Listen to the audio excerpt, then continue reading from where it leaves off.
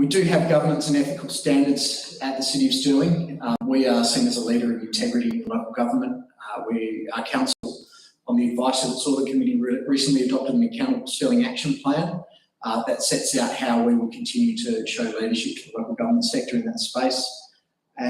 We provide support to all elected members through our staff knowledge, through our insurer, and through the WA Local Government Association to ensure that elected members meet these high standards. And if you're becoming an elected member of the City of Stirling, you will join a team that is committed to putting the city's best foot forward.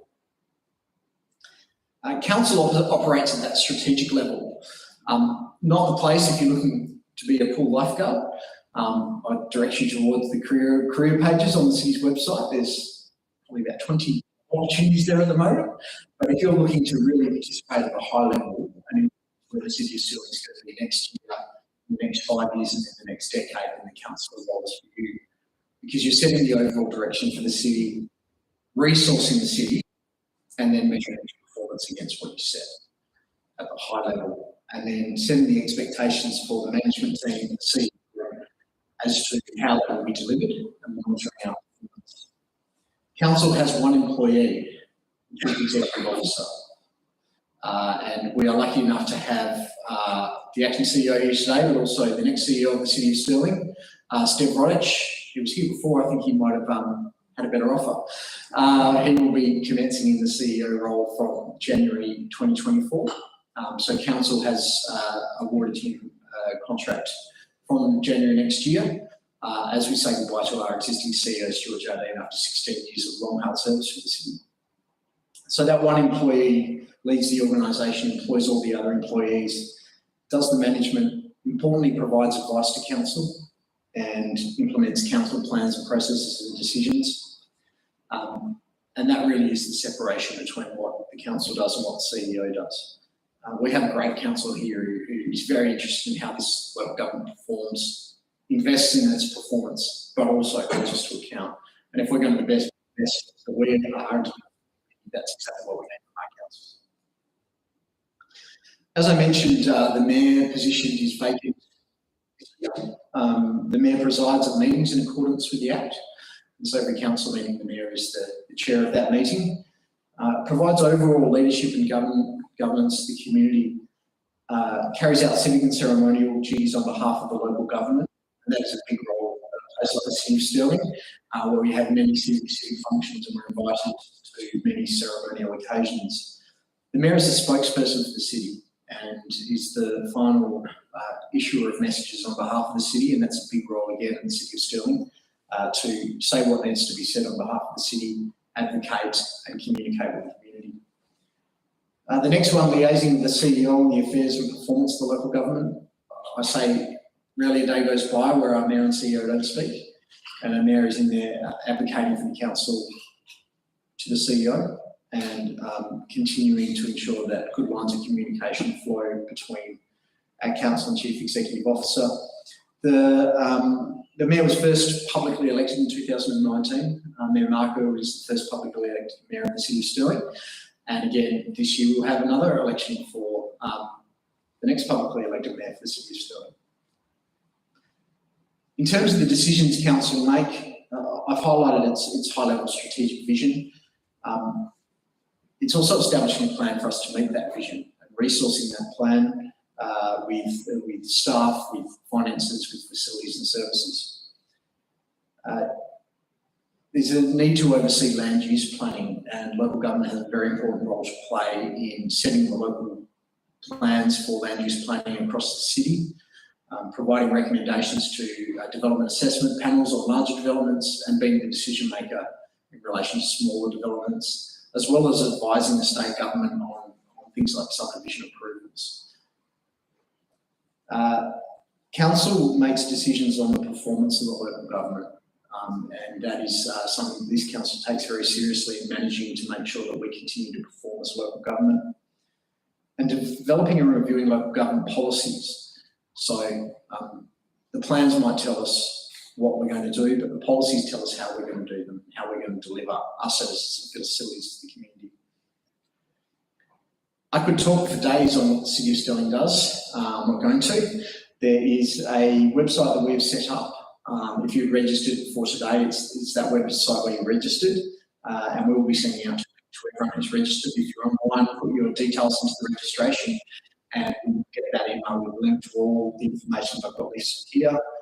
The organisational structure, elected members' allowances and entitlements, which the City of Stirling includes superannuation. For the first time, after a great decision by Council this year, induction dates, meeting commitments, a copy of election science policy that I'll talk about later, an electoral gifts form, which Louise will talk a little bit about electoral gifts, and also our code of conduct, which applies to candidates. Candidates bound by the City of Stirling Code of Conduct duration of the campaign. There's a whole raft of other information about the City of Stirling here as well. If you don't get what you need tonight, or you're hungry for more information about the election process, there is an important webinar being held on 14th August, which will be live streamed. And it will give you the opportunity to ask questions from representatives of the WAC, WALGA, and the department. The Minister, Michael David, will be introducing and opening that webinar. So if you want to get a high-level view of local government in WA and the process, a reminder of how the election will be run, I'd encourage you to attend that information webinar. Again, you've got to register, so just go to the department's website to register for that webinar. It's now my absolute pleasure to introduce to you Councillor Tony Kristovich. Councillor Kristovich not up for election this year, so he is able to come and share his experience with you of being a councillor at the City of Stirling and what that's meant to him, and some of the questions you should be asking yourself at this point in time. Please help me welcome Tony to the stage. Thank you very much, Jamie, and good evening to each and every one of you, and thank you for coming along here this evening to obviously hear about what is involved in becoming a councillor. Looking around the room, I can see that most of you have got a fair idea, because I've seen a lot of you at many council meetings, and obviously there's a number of councillors up for election here this evening as well. And so I thought I might just sort of reflect on my experiences, firstly with local government. Prior to coming to local government, as many of you would know, I was in state parliament before coming here, and I did spend 12 and a half years working with both the City of Joondalup and the City of Stirling over those years on a whole range of initiatives, issues, obviously trying to get things done and support the community, both obviously from a state government perspective, but also from a local government perspective to get things done at a grassroots level. And I've obviously come across many councillors in that time. And also, again, as a journalist of local government, I deal with local governments across the whole of Western Australia. Now, people come to council for many different reasons. It may well be a simple issue that they have a concern about, and they may have a broader concern about their community and issues that are going on around the area, whether it's environmental, whether it's built form, whether it's community facilities and infrastructure. And that's fantastic. And when they do go on council, sometimes they potentially get a little bit overwhelmed by how big the role actually is.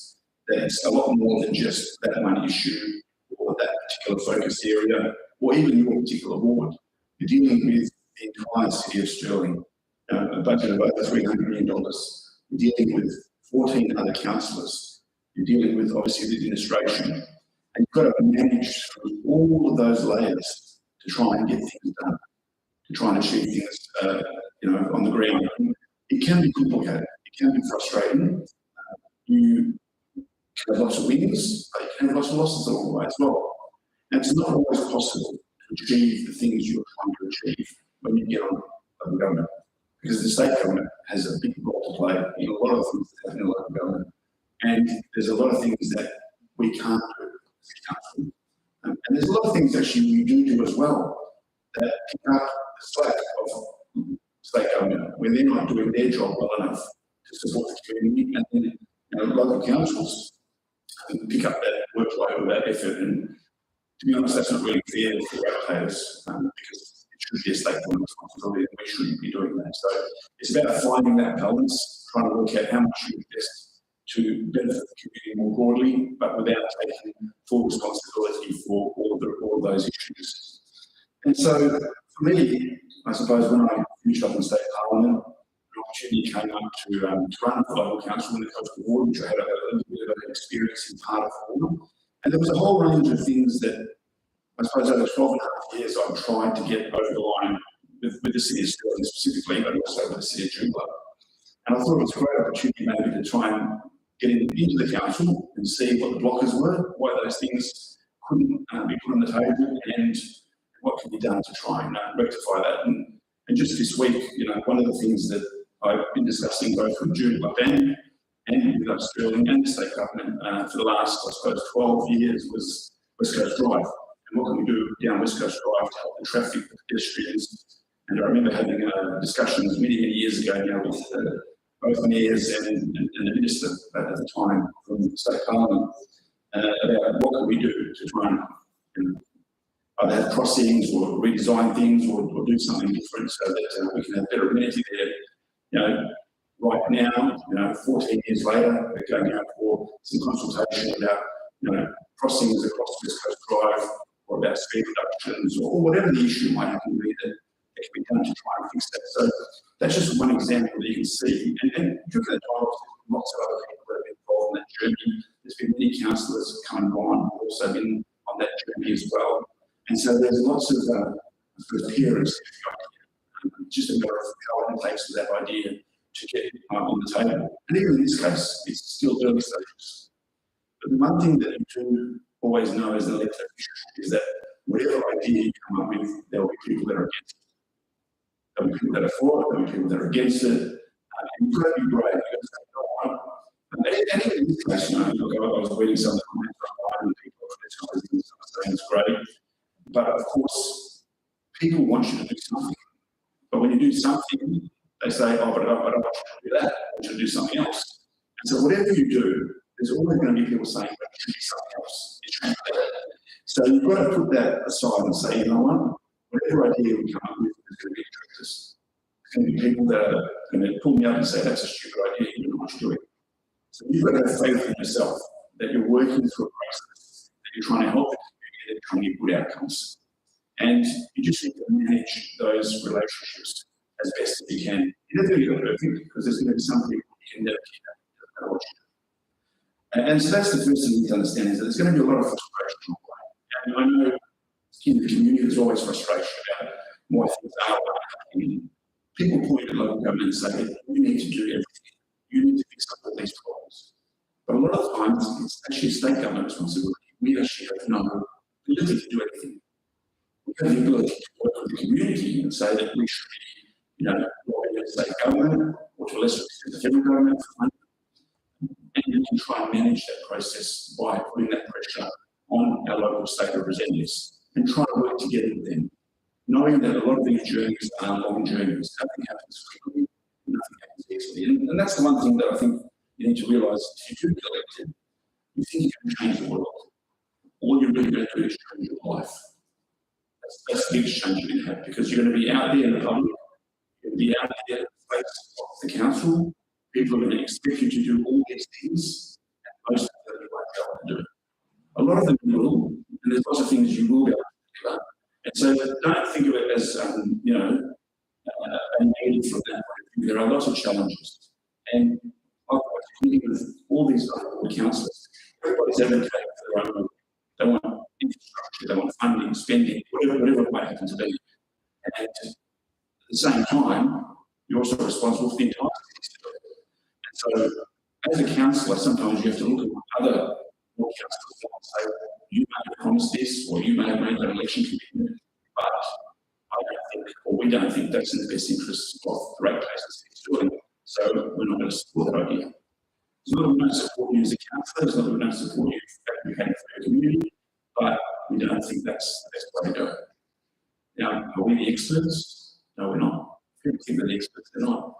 And everybody always thinks they know the answer. Well, interestingly enough, we're in 2023, and we've been around for a long time, so we should have the answer to this question. And we look at community more broadly, whether it's all these homelessness or domestic violence or got a whole range of issues. We don't have the answers to any of those things. So there's all these challenges, and we try and chip away, we try and fix them, and nobody knows the answers. And you know what? There probably isn't an answer. There's just a struggle along, try and do the best that we can, try and make the changes that we can, try and improve things. And that's really what it means to be elected official. You stand up, put your hand up and say, you know what, I'm going to listen to what you have to say, and I'm going to try my best to represent you, and I'm going to try to represent the best ideas, suggestions. I'm going to be perfect. I'm not going to get it right. I'm always going to be able to get in touch with you. Because obviously being a councillor for most councillors is a hard time after hours responsibility. So when I say part time, it still involves a lot of hours. You know, you could be looking at between 10 and 30 hours a week. It depends on what you want to do, how much you want to contribute, how much you want to give back. And depending on how much capacity you've got, work responsibilities and family responsibilities. So you've got to juggle all those sort of things. And as Jackie said, you know, everybody's got different skill levels. So you might come in and, you know, I've got an accounting background and obviously a lot of experience from government. And so I might be pretty fast on certain issues. You've got, you know, 14 other people that you're on that journey. They may or may not be up where you are on that particular issue. So everybody along and know, okay, I've got to get all the votes out of the table. I've also got to get the administration. I've got to understand, you know, all the things that are important to help get over the line. And look around some of the directors here, there's been some things that I've been working on for a long time to get over the line. The answer for a lot of that time. Eventually we found a solution, found a way to make it happen. So it's also about not giving up, it's also about being professional and about being on that journey, that's how you get things done, by working with people, not against people. So that's a really important thing for people to remember. And you know, there's a lot of pleasure out of it as well. And the other thing you've got to conscious as well, especially with the live streaming and even this evening, the live streaming to hundreds of people out there listening to this evening, you've got to be careful about what you say and how you present yourself. Because, you know, you are a public figure, you're being eccentric, you've got to be careful about the words you choose. And, you know, I need to be more careful of that than anybody else. Obviously, having been in state parliament, you can say whatever you like, and you've got parliamentary privilege, and you can make all sorts of commentaries, and it doesn't have to be truth. Truth can be as bad as you want it to be. So you can't have that same approach in council. You've got to understand that, you know, there's all these standards and guidelines and behaviours that you have to adhere to. So it's important about understanding that as well. And being, again, like I said, they've got an issue that's important to them, and that's the most important issue in the world to them. So you've got to understand and appreciate that and say, okay, how do I deal with this really important issue? It may not be important to me, it may not be important to the council or others in the community, but it's important to one individual, so therefore it is an important issue. And it's about dealing with those individual issues, working through them, getting people to understand that firstly, listening, understanding, and being honest about what you can and can't do without putting those expectations out there. I'm going on my 10 minutes at all, I'm over the top, I'm not paying attention, still okay, I'm not thinking. And obviously a big part of it as well is the, and like I said, I'm intended to speak to you guys later on, still doing the introduction. But the other important thing, of course, is clubs and associations, all the community groups. There's the sporting clubs, the Rotary Club, Lions clubs. There's so many community groups out there, and they are the bedrock of our society. They bring people together. They help both in health, but also mental health. And you know, we've got these facilities at the council. We've got growing population. We've got infill, and we've only got so many of these facilities. So we need to make sure that we bring them up to the highest standard possible. That we support these clubs and associations, knowing that they're volunteers. And that's important to remember, is that they are volunteers. They give up their time to provide a very valuable service to the workplace and the city of Stirling. So we as a council, both councillors and administration, need to make sure that we make their lives as easy as possible so they can deliver that service as best as they can, bearing in mind that they're doing it for free. And those volunteer hours we can never pay for. We don't have enough money in the council to be able to do what's done by those people.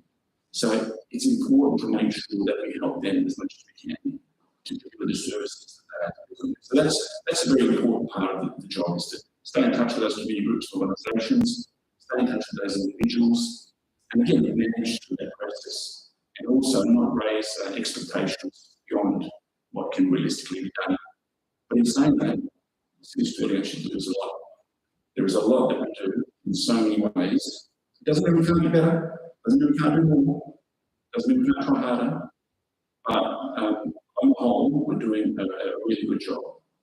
And we just need to retweet those things, try and do better, try and give more back to the community, so that they know what they're paying for. They know that we're here to listen, we care, we make smart decisions. Sometimes we make not so smart decisions, but we learn. And that's the important part. That's why it's great to have a wide various skill set around the chamber, so you can listen to people. Some people speak with their heads, some will speak with their hearts, and you balance all those things out and you make decisions based on what the balance is hopefully the best decision. And sometimes going with the heart is better than with the financial aspects of it, because it is about community, it's about community. So it's not about the dollars and cents always. It's about finding the right balance and knowing where those dollars and cents are going and what can benefit more people from that. Whether it's again like this through mental health or through health more broadly, and helping families and children grow and hopefully contribute back to the community.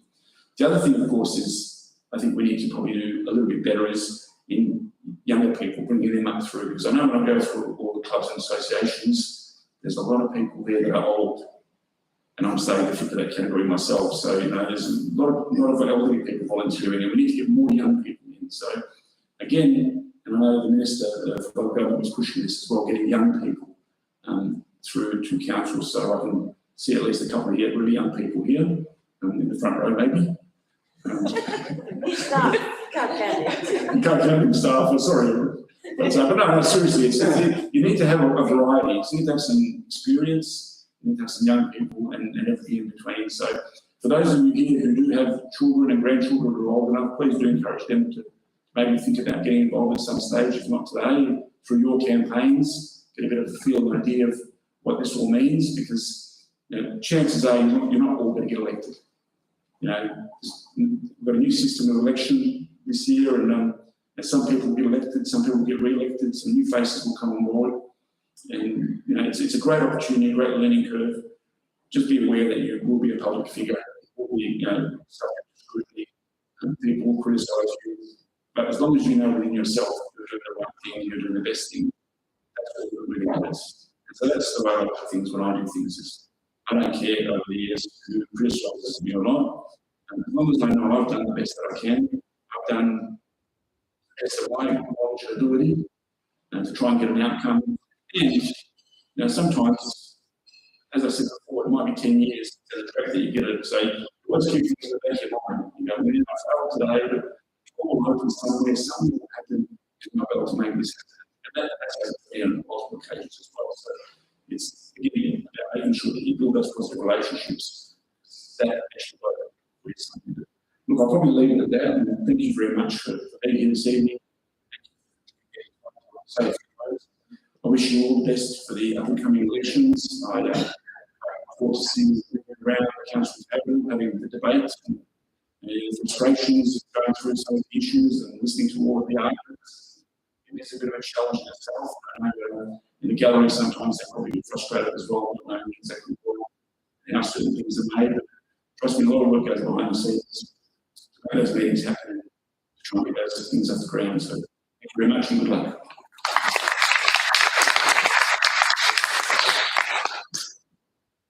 Thanks very much, Councillor Christian. I do understand that you need to shoot off in a minute to answer some emails. Feel free to shoot off when you need to.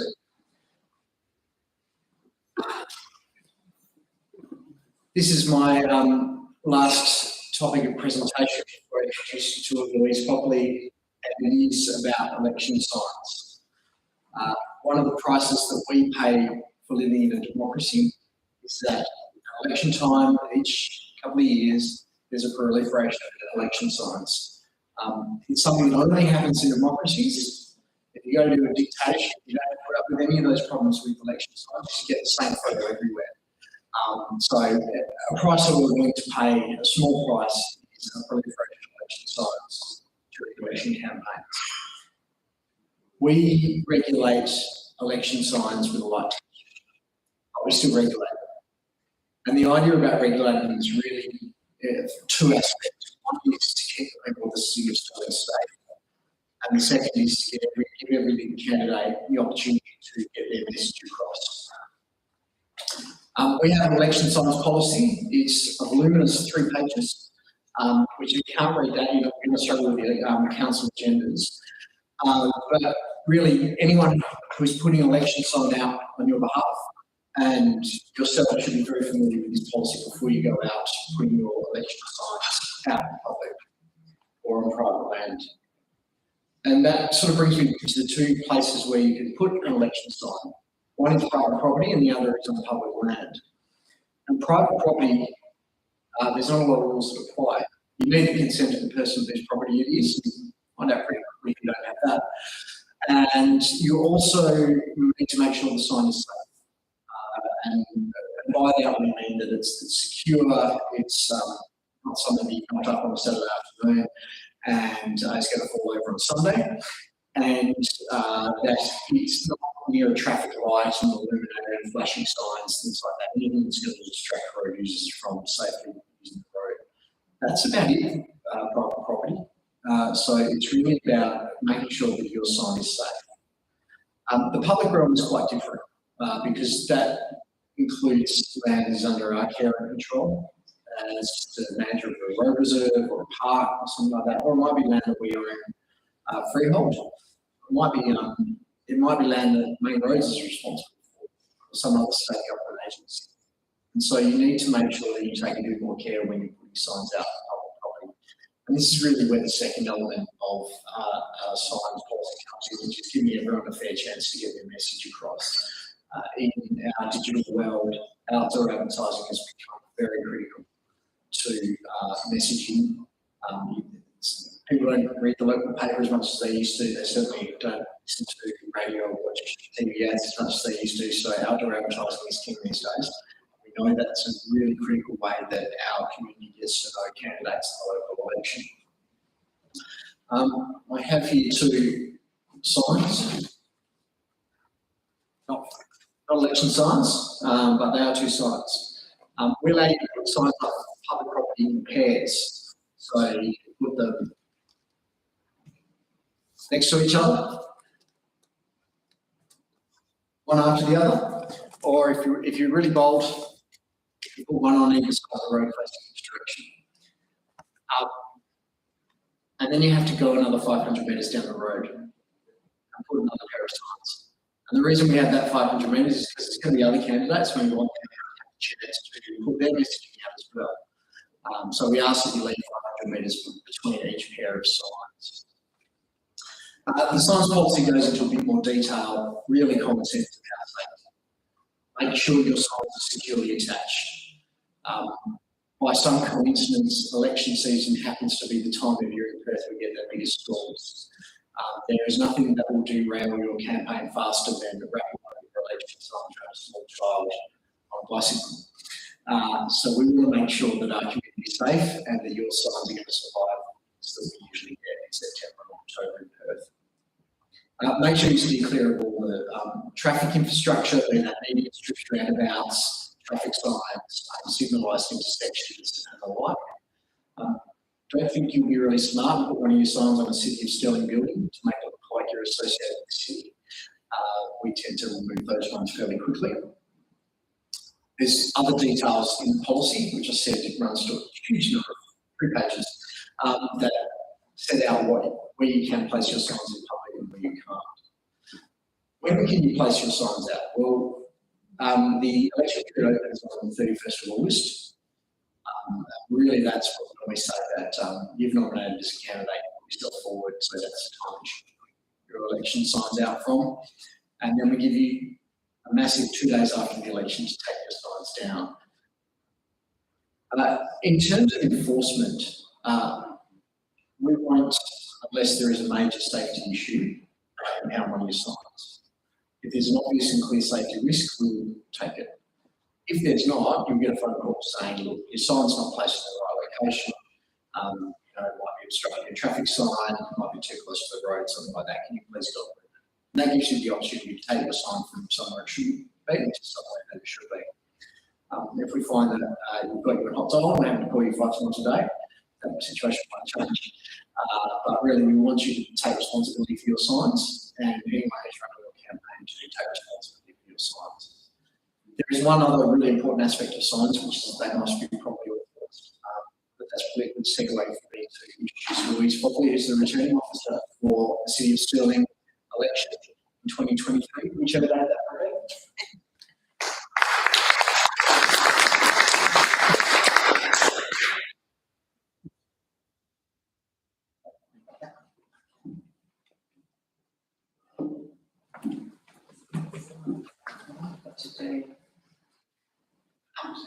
It's easy. Well, hi to everyone. I was last here in 2019 election, so quite a few of you look familiar. It's great to be back at Stirling. As your returning officer, I'm your key contact point when you nominate. I am the person authorised by the Electoral Commissioner to conduct this year's Stirling local government election. As returning officer, I will take your nominations, I will answer your questions, I will try to resolve civil complaints, I'll supervise the count, I will decide if ballot papers are formal or informal, I will authorise the recount if I consider that it's warranted, and I will declare the result. I'm here to help you, but also to make sure the election adheres to the procedures outlined in the Local Government Act 1995 and the Local Government Elections Regulations 1997. So we'll move on to who can nominate. In order to be eligible to nominate, you have to be 18 years of age or be 18 years of age or over, be an elector on either the residence role, or if on the owner occupier role, you can't be a nominee of the corporate. You have to have completed the mandatory local government candidate induction course on the Department of Local Government, Sport and Cultural Industries official website. You cannot be a candidate in another election for council. Although with City of Stirling had a mayoral election this year, you can stand for councillor and mayor, but you can't stand for councillor in 2 different wards. So who's not eligible to nominate?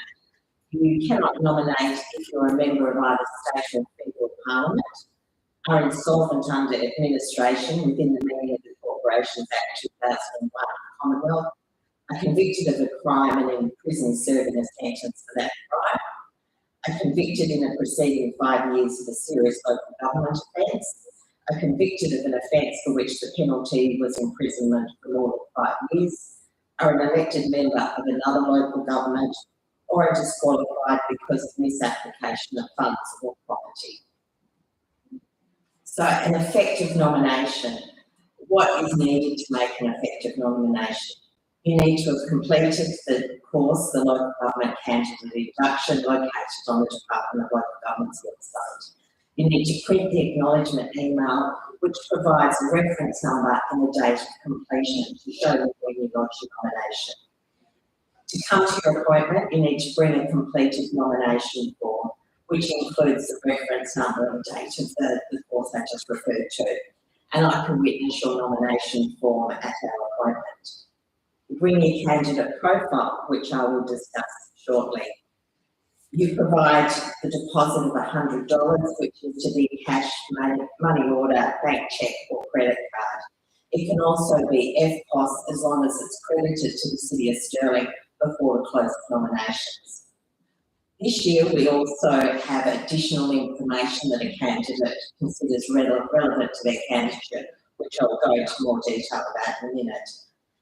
And I have to receive your nomination by 4 p.m. on Thursday, the 7th of September. Nominations open 3 weeks from today, the 31st of August, and close a week later on the 7th of September. So that gives you 8 days in which to make an appointment with me to lodge your nomination. The WAC has an online nomination builder, and we would prefer candidates use that to lodge to input their nomination. It allows you to prepare the nomination form, profile, and upload your optional photo. It ensures that your information is printed as it is written. You provide the nomination ID to me when we meet to lodge your nomination, and we then go through it and I then accept it. Nomination builder will be available on the WAC website from the 18th of August. I would prefer that you email me either your nomination ID or your profile prior to our appointment so that I can read through it and make sure that I approve of what you've written. This will also go for the relevant information. If we've looked at it beforehand, it just means that I can make sure that what you have said is acceptable, because we can't have anything defamatory or misleading, and I allow about half an hour per nomination appointment. So if I've already read through your profile and your relevant information, it ensures that our appointment runs on time. So this is what the nomination screen will show you. You can see on the right-hand side to create new nominations. So when you go into lodge a nomination, to start creating it, press that button. It will give you an ID reference number, which you will have to write down, because if you go back to retrieve the nomination later, you have to have your ID nomination and a password you create. If you haven't got your ID number, you'll have to start from scratch when you go back in to make amendments to it. So please make sure when you go in that you write the number down. It's the first thing you do. On the website, there is also the nomination builder that we recommend everyone watches, which is a step-by-step guide on how to use NomBuilder.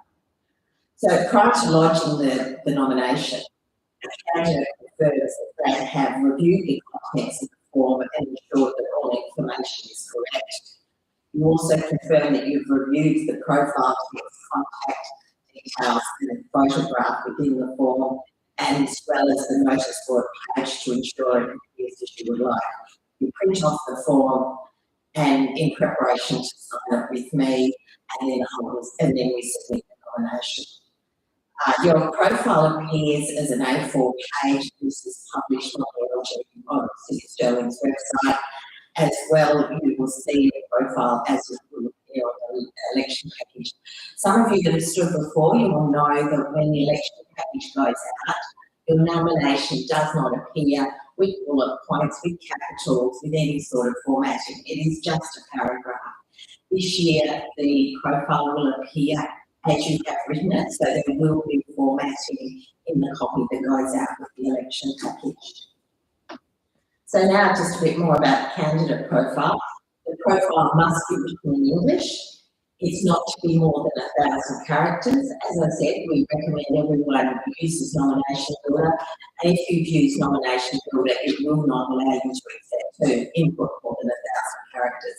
It will go, it'll just tell you that it can't be accepted at this stage, and I'll give you another cap. So you'll have to work around with the characters. The profile is to be biographical information about the candidate. It's a statement of the candidate's beliefs and policies. It's not to contain information that I consider to be false, misleading, or defamatory. You can you have the option of having a passport size photograph of the candidate.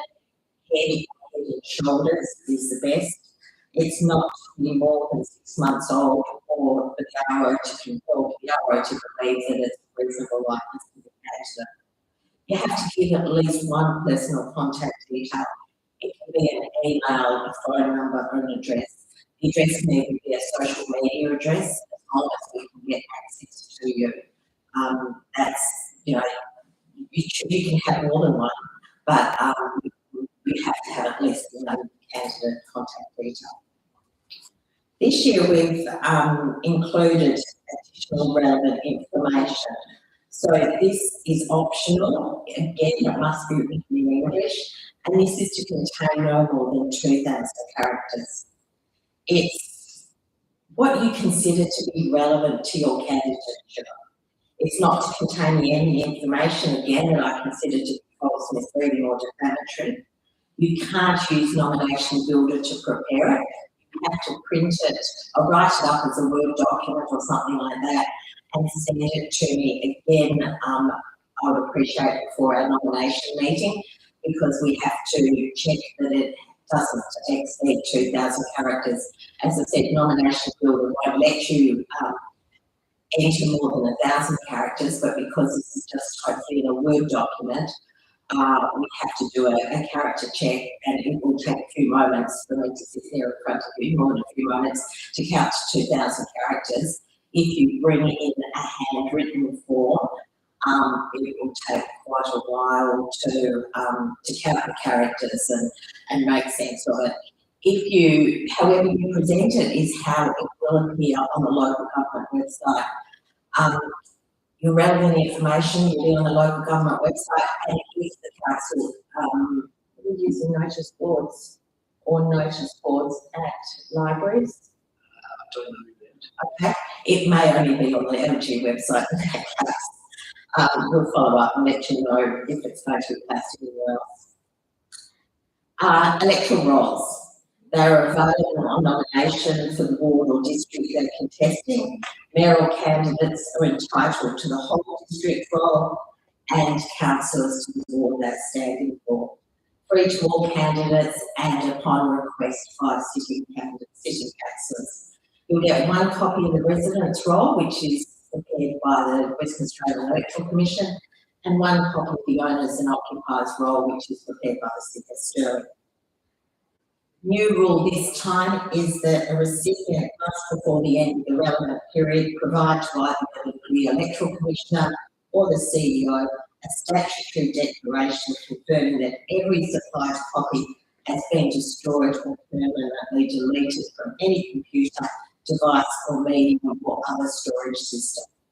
The relevant period is 5 days after the result is declared for the non-elected candidates, 5 working days after the term of office ends or the office becomes vacant for elected candidates, and for a member who is not a current candidate, it's 5 days after the term of the current office ends or the office becomes vacant. It would also be if the candidate stands, receives a copy of the roll and withdraws their nomination before closing nominations, they will have to complete the statutory declaration within 5 days of their withdrawing their nomination. So the statutory declaration must identify the election, include a description of every supplied copy, including whether the supplied copy was in electronic form. And in relation to every supplied copy, you have to include the steps taken to destroy it or delete it permanently. The penalty for not supplying the statutory declaration and proving that you have destroyed every copy is a fine of $5,000 and a daily penalty of a fine of $50 every day or part of during which the offence occurs. So when you come and nominate, you usually we call it an LG 42, which is a list of electoral rolls, and that would say that you've received both the owner occupier and the residence roll. I will then either around the time of the declaration email unsuccessful candidates, probably enclosing a copy of the stat deck so that they can make sure that they complete that within the required time frame. As I said, this is new. We're still working through the processes, but that will probably be the easiest thing. We don't have a stat deck, the commission one, but we will provide you with a government stat deck for you to complete. Postal voting, I know it's a question that everyone asks when all the election packages being lodged. We are working towards election packages being lodged with Australia Post, commencing from Wednesday the 20th of September for metropolitan local governments. So candidates should maximise their campaigning around delivery of the election packages. As we say, from that date, once service lines Stirling with 7 wards, we would aim to have all packages released or lodged on the same day, because we're not having people ballot wards receiving ballot papers different date to those in W ward. So that would be the aim of around the 20th of September. Oh, I said, I went back. So here as the postal voting return of packages are to be posted to the returning officer using a supplied replicating envelope or hand delivered to the local government office. And met with Jamie yet for this election, because this was sort of the other day. We are using libraries again. Okay. 6 libraries that people can also hand deliver their packages to. So return numbers received by Australia Post, Postal or WA's website daily. I will send out an email with the link to that close up packages being lodged. Those numbers don't take into account those that are hand delivered to the council offices or to the library. It's an indication only of the number of packages that have been received. But it's usually pretty close. I mean, by far the majority posted back in one. In October 2021, approximately 50% of packages were returned within the first 5 business days of people receiving them. So that gives you an idea of when you should focus your campaign. So the candidate rules for postal voting is that the candidate or their representative cannot assist the elector to mark their ballot paper. The candidate or their representative cannot have custody of an envelope in which there is a postal vote. The penalty is $5,000 or imprisonment for 1 year. In the past, we've had candidates who think, oh, I'm just going to drop these few off. It's amazing how many people can see someone just walk in and drop something, a candidate drop off half a dozen. It's just not worth taking the risk. It's really not. There's one thing that experienced candidates will know, but new ones will soon learn. We can't get away with anything. There's always people watching, and they will let me know if you are seen doing something untoward. So dealing with someone else's election package is a major no-no. Issue of replacement voting packages. Local government staff will be trained in the issue of replacement and provisional voting papers, and they will start issuing them from the day after the mail out until the 21st of October election day. So that means if the packages are actually lodged on the 20th of September, which we are working towards, that gives us nearly a month that the packages will be out in the community and people will be able to come here to request a replacement or a provisional. Full or partial packages can be replaced. Provisional voting is where voting papers may be issued to a person who claims to have been omitted from the electoral roll in error. Proof of omission is required. If somebody claims to be on the state residence roll, I will make inquiries with WAC to make sure that there is an error and to check if there's an error and see if the person is eligible. If the person claims to be on the owner and occupier roll, I will check with the rates officer. So it does take a bit of investigation before we grant that vote, because a provisional vote, unlike state and federal elections, a provisional vote, if it's issued, is included in the count. With a state and a federal election, a provisional vote is investigated after it's been issued, and it won't be included unless it's proved, but we prove before we issue. Election day, close the polls 6 p.m. As you know, during the day we will be issuing replacements, we will be collecting hand-delivered election packages, and we will be processing them during the day. At some stage before 4 p.m, which is the latest time that we would aim towards, I would have all the packages that have been received by the WAC at the processing centre I'll have them all delivered here to me so that we are ready to start counting as soon as possible after 6 o'clock. 2019, when I agreed with the scrutineers, we had probably about 20, 30 packages that we hadn't yet processed because they were last minute packages. So I gathered the scrutineers, and in my briefing I explained to them we had about 30 packages, and I gave them the choice, would they like us to commence the count, knowing that we would be introducing a few ballot papers to the count within the next 15, 20 minutes, or we hold off the election, starting the count until those packages were processed and included.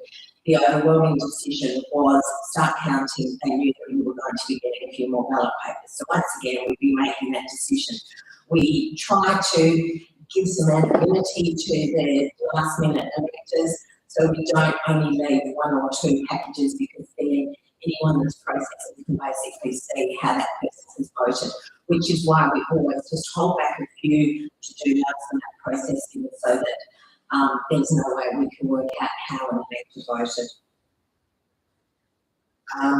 So as I said, the count would start close to 6 p.m. as possible.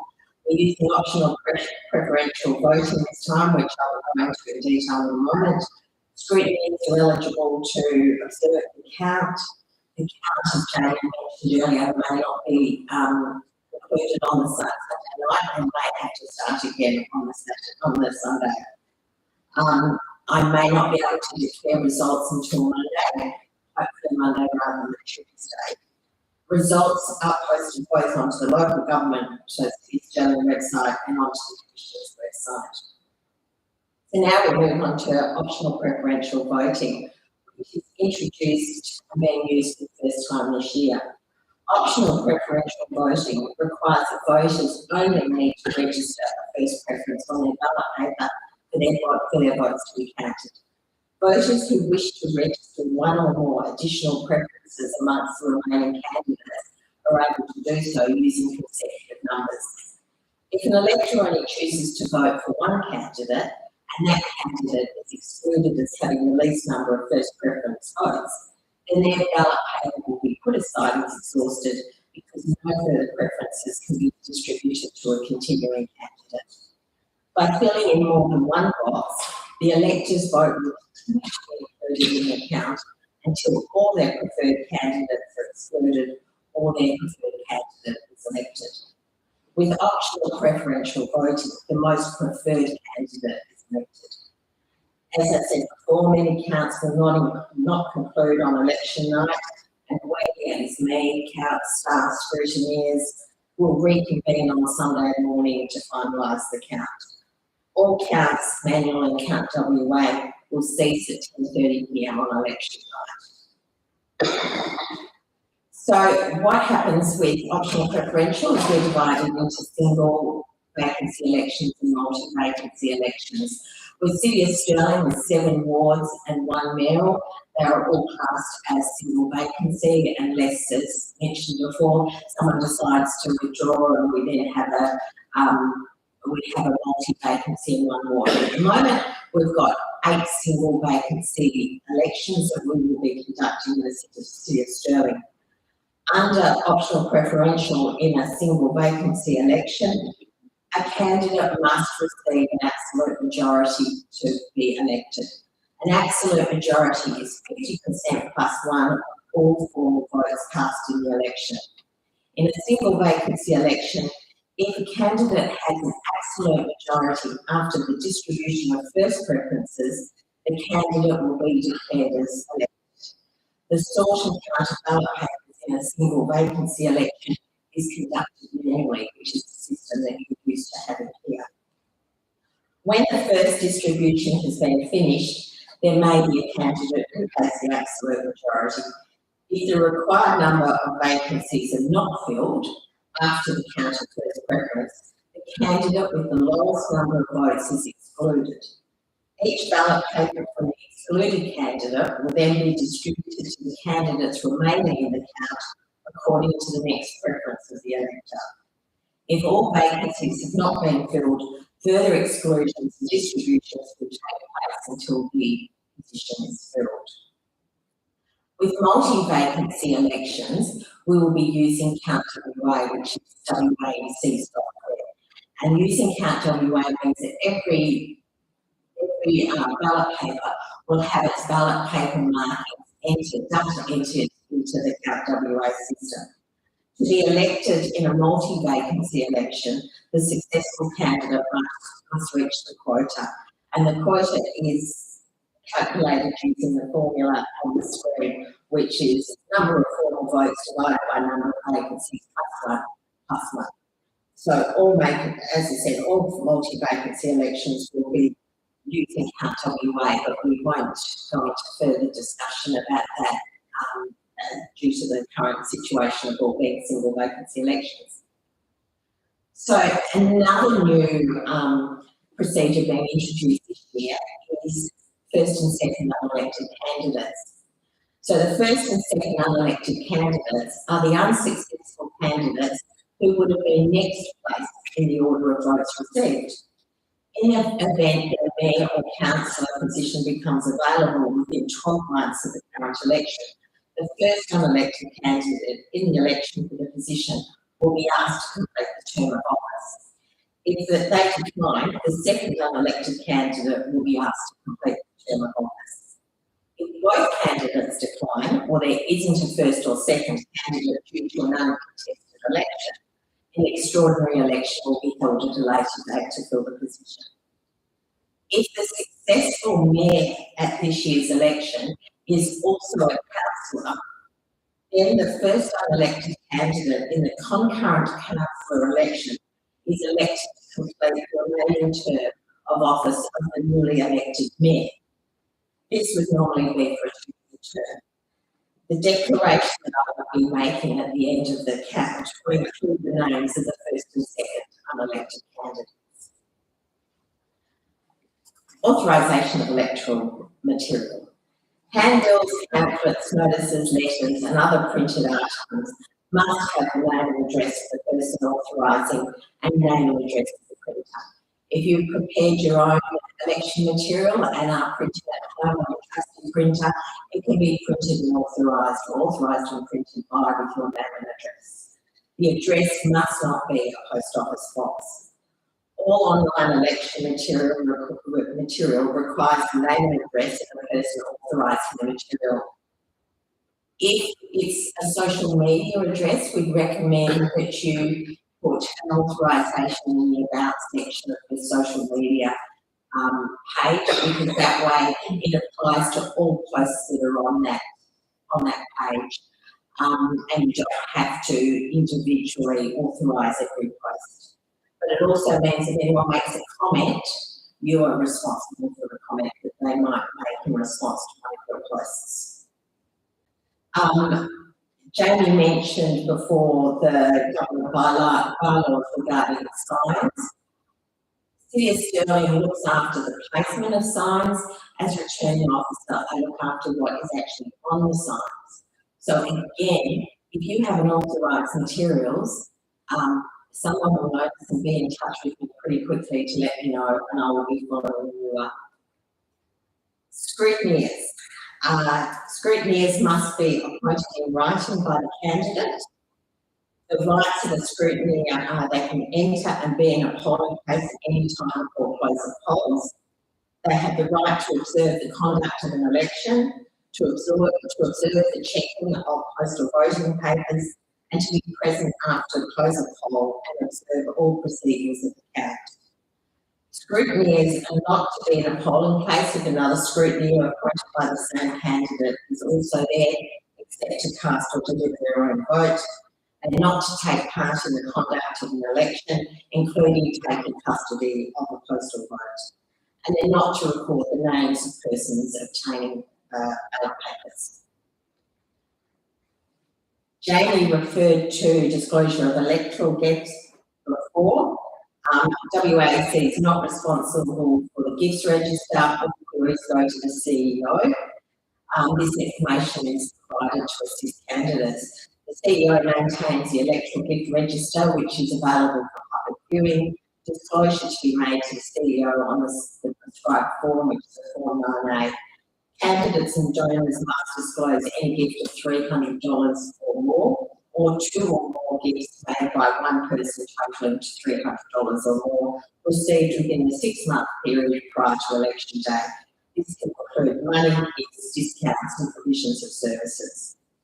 Any gifts received prior to nomination must be disclosed within 3 days of nomination. Any further gifts received after nominating must be disclosed within 3 days of receipt. The disclosure period commenced on the 21st of April 2023, which is 6 months before the election date, and it concludes for unsuccessful candidates 3 days after the election, and for successful candidates on the start date for financial interest returns. Any disclosure of gifts forms must be kept on the Electoral Gifts Register for the period of 4 years after the relevant election date. Nearly at the end. Post-election procedures, the refund of deposits. Deposits are refunded to any candidate elected, any non-elected candidate who receives at least 5% of the total number of first preference votes included in the count. You will also receive your nomination back if you stand and withdraw prior to close of nominations. Then there's my contact details. My email and phone number will not be active until Monday, so you are welcome to contact me after Monday on those on the number and the email address to organise your appointments to launch your nominations. So that's all I've got to say. If you've got any questions, I think we've got a question and answer section afterwards. Thank you.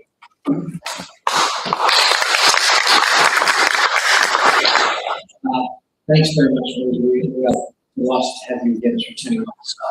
One of the most experienced in WA, and curate the training material for the other returning officers, so she knows what she's doing. Just to give you a bit of a sense of how things might be the same or not different last election. So similar to last election when we set up our roads as places where you go and replace an election package or drop off an election package. So there will be a ballot box at each of the libraries. They will close on the Friday before the election, so that's the day before the election. Bring all those votes in here to be processed by the returning officer. We won't have a ballot box at the Stirling markets like we did last time. Over the course of 3 Sundays, we collected 12 votes, so it wasn't bang for our buck. Just to be aware of that. The count process itself will be quite different. As Denise said, count will stop at 10:30 on Saturday night. We have 90,000 votes to count. 45,000 position of mayor and 45,000 votes. It's likely on election night that we will make a decision for election night. We'll make a decision as to which of any awards we're going to count on Saturday night, and then which awards we're going to count on Sunday. And that will be based on the number of vacancies and the number of candidates for each award. We hope to declare by Monday, but we don't know because there are issues about recounts that can happen during the counting process. So we're entering into a bit of a strange new world here, and we're going to try it out for the first time on election day. And we'll see how long it takes. We've actually budgeted up to 6 days to have formal declarations. Louise has assured me that she's much quicker than that, but we didn't want to push her to declare a result. You weren't exactly what the result was. So our council's recently changed the dates of some of the meetings to the back end of this year, based on 2 things. One, the fact that it'll take longer to count the votes, so we may not know who the councils are by Tuesday. And secondly, to deal with the voice referendum in the eventuality that it's on the 21st of October. Currently, the odds are running a 1 in 3 chance that the voice referendum will be held on the 21st of October. That's because our Prime Minister said on Friday that Australians aren't used to 10 to 12 election week campaigns. We set up 11 weeks out from elections. So we don't know when the referendum is going to be, and if it is on the 21st of October, the government election, and all the timelines associated with it will be pushed back 1 week. You'll obviously get sort of communication from the returning officer about that if that eventually comes to pass. I think that's it in terms of what will be the same and what's different. Now it's your chance to open up for questions.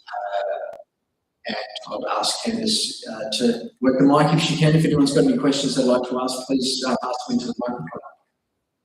And those can be questions for me or Louise.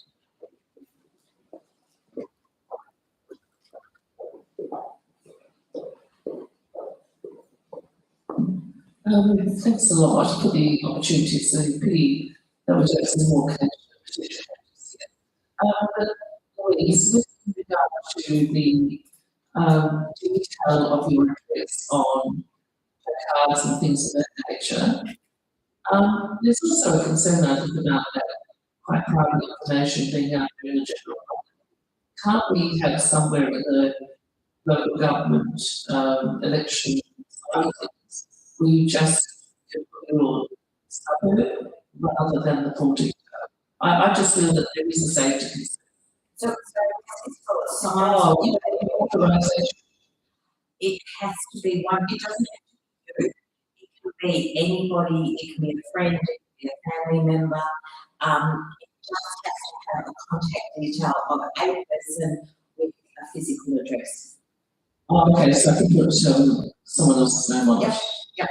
Thanks.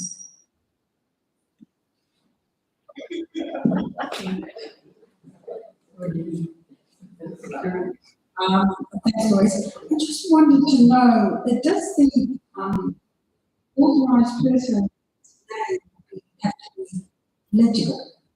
Is it supposed to be 0.001 font, or is it supposed to be some sort of image so someone can see? It should be that we can read it. There is nothing from what I know in the actual agreement in what size it can be or what it can be. But it does have it really should be visible. I have to check that with you and get back to you, but it should. I mean, it's a major complaint that we get is returning on that someone can't see the authorised guide, and sometimes will go up on the sizes of signs that James was talking about earlier. Someone driving past wouldn't see it, and we go and try print down the measure. So the person has actually put their obligation. But you've got to be up close and personal to actually see it. I can double check. I don't think those regulations changed with the batch of your amendments that went through earlier this year. But it is something that we come up with every single election.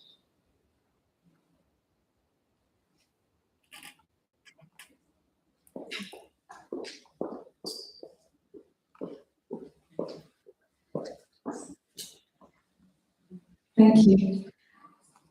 Just for clarity, if the close of voting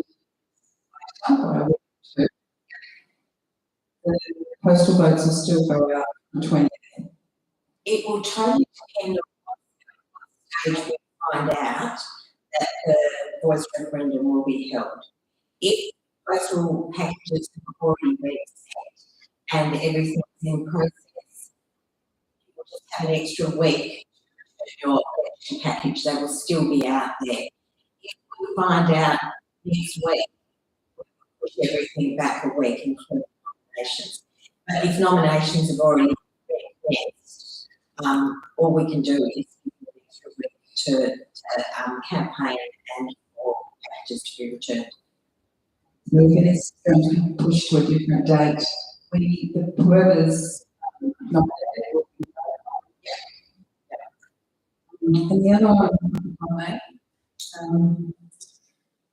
with those signs, the core floats, I guess we were talking about the core floats before on private property. We were talking about signs on businesses or we're going to talk about the core floats. It's about any sign is regulated in the same way. Oh, so no signs are supposed to go up at all on businesses or anywhere. For the- Look, that is our preference. If you've already started to put up signs, then if they're in the internals of the business window, there's not a lot we can do about that. So it's on private property. The people are allowed to say who their preferred candidate is in democracy. There might be some people out there to take it down. Okay. Thank you. Oh, and with the preferential one, can you have a tick or does it have to have a number one with your The signage? instructions, in your signage, we want you to follow the instructions, which is number one. The wording, I can't remember the exact wording, but it does tell you to number the boxes. If it was a single vacancy election, like like we had at City of Stirling, if someone put a tick only, we would accept that as a formal vote.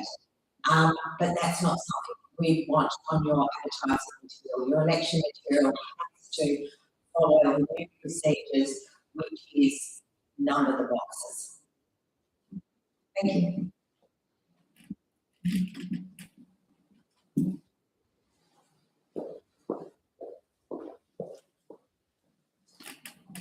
Thanks. Thanks, Louise. Can I just go back on that one again to get more clarity? So, of course, should have an indication of what you want a vote. No, we want all signage to show that you have to so it's not, And if you, okay, all right. it's just It's quite a change. yeah, I know.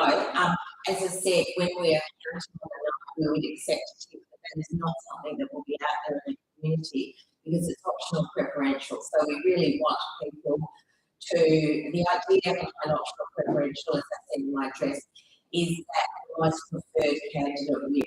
So if you do a tick only, your vote will be exhausted after ticks have been counted. If you number the boxes and number more than one box, your vote will continue, or your preferences will continue on even after your candidate has been excluded. So if we just do a tick, something like, for someone like City of Stirling, it doesn't really change much for the single vacancy, but what the idea is, we're moving away from first past the post to optional preferential, and that is so that your vote carries more weight and won't be excluded after one tick. Thanks, Louise. So the tick on the ballot is only going to be acceptable when you're only ticking in one box. You don't tick if there's 5 candidates, tick, tick, tick, tick, tick, right? No, only one. Yeah.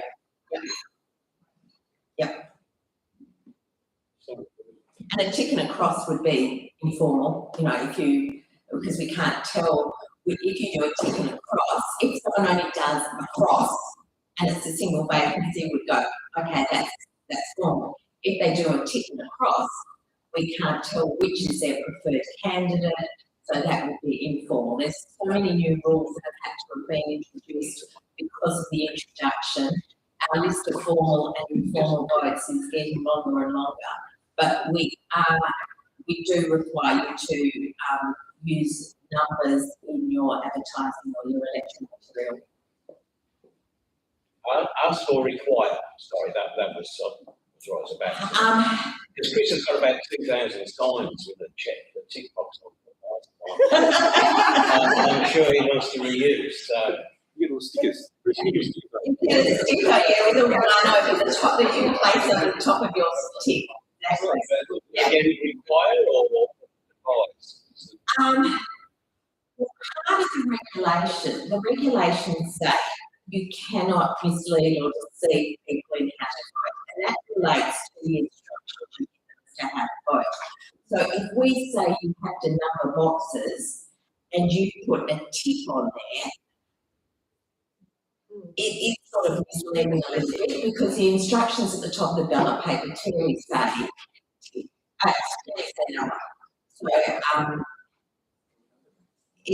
So It's more difficult in Stirling because you are single vacancies, and if you're a multi-vacancy, if you're a district, like in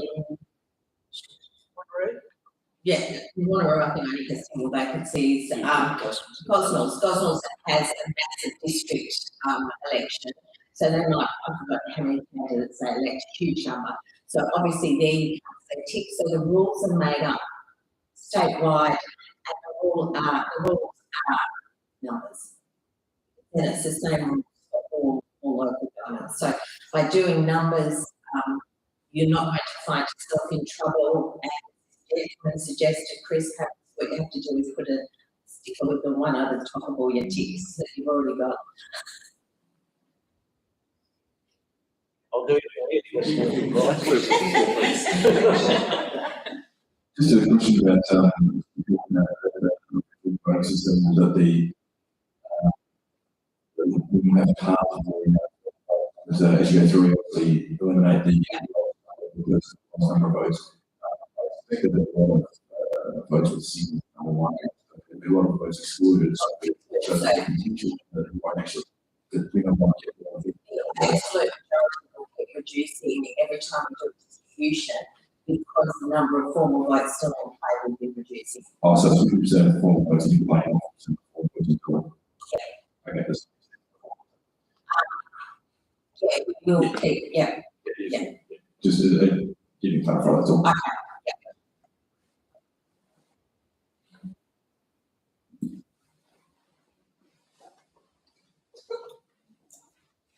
I'm a newbie, so excuse my questions here.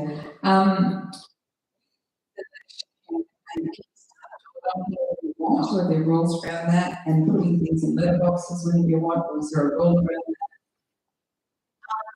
Start anytime. I was saying before that my local paper, I'd like to pick up the Cambridge Post, and they've already got candidates running ads and everything in those already. I would probably just wait until I'd nominated, my nomination is accepted just to make sure everything's okay. But you're welcome to start anytime. Yeah, the same things and letter boxes. Same things. Yep. Okay, thank you. It's not my role to dispense legal advice, but experienced candidates have their effort around when postal votes are distributed. That is when you get the most benefit. And this is exactly what David said. We find that candidates that go too early, not interested in local government elections, or they don't even realise they're on. So when you're out there door knocking, you're actually informing them that an election is coming, that you probably are able to hold off that little bit longer. And just another point, going from what we were saying before, that we will conclude counting at 10:30 on election night. In 2019, we declared the mayor just prior to 10 o'clock. So, and that was, I think we finished a bit earlier than that, but I had to use to the WAC for verification and then get their okay to declare. That's first past the post this time, because we're doing the optional preferential. If we've done our first preference count by 9:30, which is about the time we would have done it in 2019, I will then have to send the total number of votes that I've got to the WAC for them to check that the number of votes we've counted equals the number of packages that protesters returned. So we want to have to double check which we started in 2019, but it's even more important this time. All ballot papers will be counted twice because of the distribution of preferences and the unelected candidates that we're bringing in this time, that new procedure. We have to make sure that the first preference count is spot on before we go on and do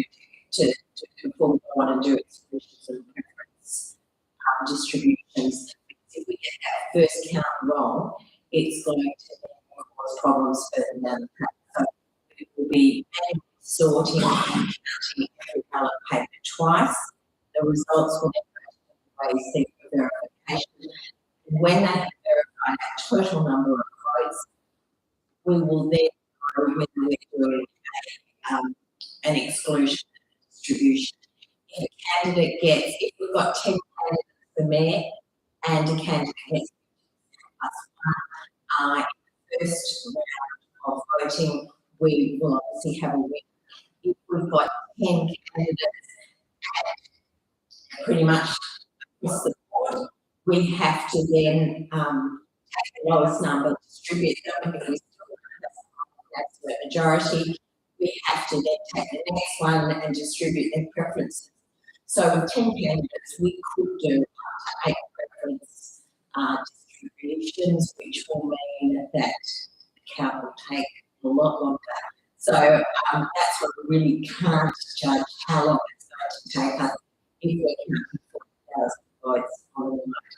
We will still count the mayoral as at ward level, so we will have 7 counts going on for the mayoral vote, 1 for each of the wards, and then we will amalgamate the numbers to get the total vote count.